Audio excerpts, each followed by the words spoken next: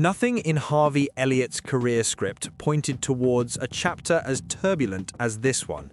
The youngster, who grew up under the Anfield spotlight, treated almost like a homegrown son, saw his world turned upside down when the loan move to Aston Villa, meant to be a gateway to new opportunities, became a true ordeal. Elliott never wanted to leave Liverpool, not for a single moment. But the stormy season under Arne Slot opened cracks where there had once been nothing but trust. For the first time since arriving at the club as a teenager, he allowed himself to think the unthinkable, leaving. Under Jurgen Klopp, everything felt far simpler. He was an important piece, making over 30 appearances in each of the German's last 2 seasons. But football moves fast, and Slot brought new ideas, new signings, and an internal battle for space that Elliott never expected to face so soon. With the World Cup on the horizon and riding the wave of his success at the Under-21 Euros, he believed this will be the perfect moment to make his long-dreamed leap into the senior national team. Meanwhile, his academy teammate Alex Scott was already shining for England, a painful contrast to Elliott's reality at Villa. In one of his most honest interviews, he admitted to the Anfield Wrap that his heart belongs to Liverpool, but his ambition also demands a place where he can grow. He speaks with the honesty of someone who loves the club, but knows that football is often cruel. He has huge dreams. I want to be at the World Cup. I want more, but I need to see where I can truly evolve. Words that echo louder now, as the loan to Villa looks more like a misstep with each passing week. The numbers tell the story as well. At the end of Klopp's era, even when starting less, Elliott still delivered impact, a goal or assist every 111 minutes in domestic competitions. Under Slot, his output improved, but he simply did not play enough to make a difference. Just 822 minutes across the Premier League, Cups and the Champions League. Far too little for someone aiming to fight for a place among England's best. Even so, he produced flashes of brilliance, like his electrifying performance against Paris Saint-Germain at the Parc des Princes. Those small sparks caught the attention of clubs such as West Ham and RB Leipzig. However, Villa arrived with the most concrete proposal and, as it now turns out, the most problematic one. In Birmingham, Elliott has accumulated just 167 minutes all season. His only Premier League match lasted just 45 minutes against Fulham, and since then his appearances have been reduced to scraps, such as 4 minutes in the Europa League against Feyenoord. To make matters worse, the contract includes an obligation to buy after 10 matches, but he is only on 5 and seems increasingly unlikely to reach that number. And the scenario grew even darker when, unexpectedly, Emi Buendia returned with force. After a difficult period, loaned to Leverkusen to recover from a serious injury, he re-emerged at the worst possible moment for Elliott, playing well, scoring goals, and earning back Unai Emery's trust. Alongside him, Morgan Rogers also gained space, pushing Elliott further out of the race for the number 10 role.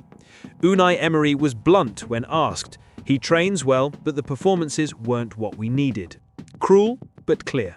The situation becomes even more intriguing when we realize that, ironically, Federico Chiesa, who also struggled for space at Anfield, has played more for Liverpool this season than Elliott has for Villa. The contrast is brutal.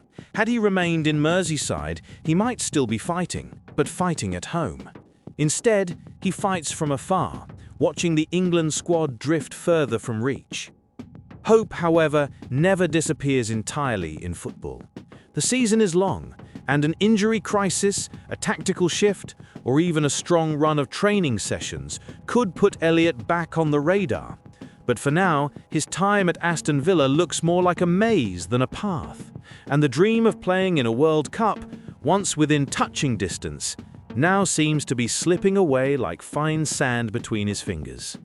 Harvey Elliott is still young, talented, and deeply passionate about Liverpool. But at this moment, he is living the kind of nightmare no player wishes to face. Far from home, without minutes, without guarantees, and without clarity about the future. What began as an opportunity has become an uncertainty, and perhaps, just perhaps, An unexpected return might be the chapter no one saw coming, but the one that could change everything all over again.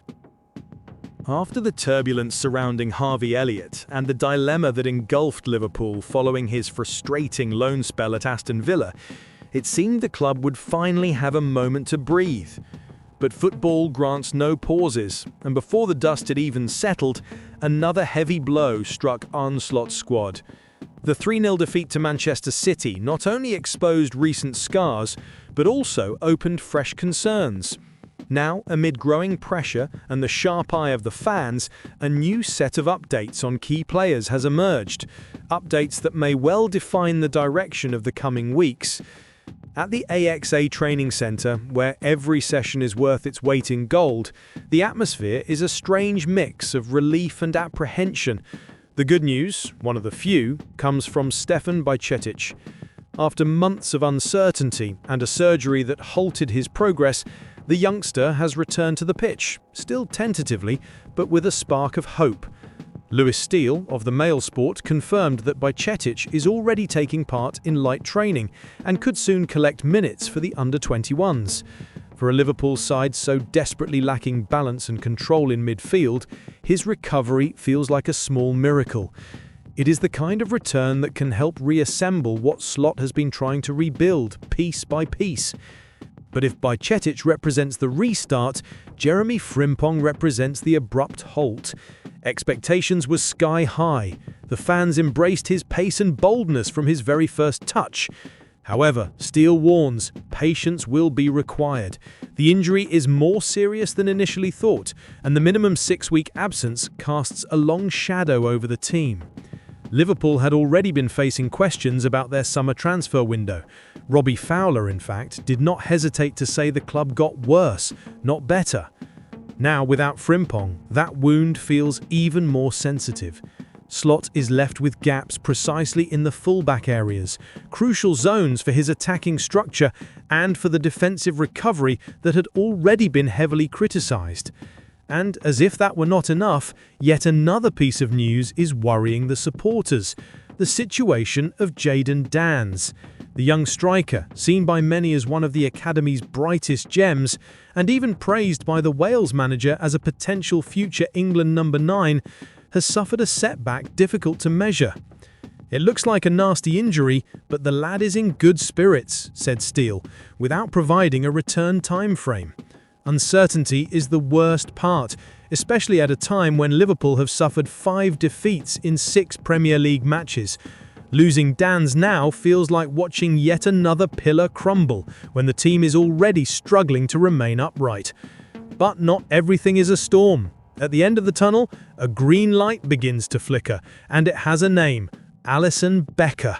The Brazilian goalkeeper, arguably the team's most decisive player in recent years, is targeting a return against Nottingham Forest.